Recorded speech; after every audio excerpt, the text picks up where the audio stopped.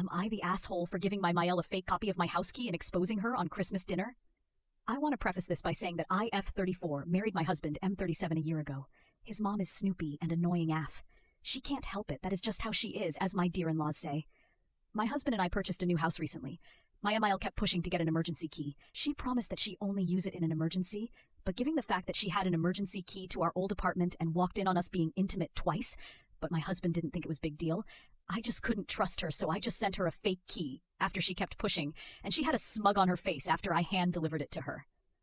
Days gone by, and on Christmas dinner, Mael angrily called me out on the fact I gave her a fake copy of the house key. She shamed me for doing this in front of everyone.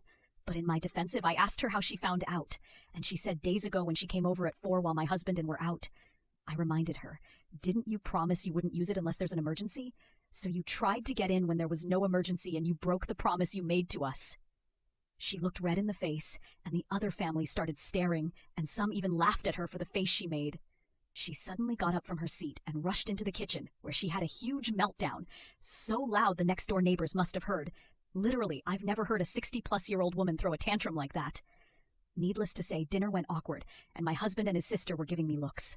My husband went off on me in the car and said I lied and manipulated and humiliated and exposed his mom and said he wouldn't have let me get away with it had he known. We had an argument, and he is demanding I apologize to his mom for my childish behavior and for ruining Christmas dinner for the whole family. Aya,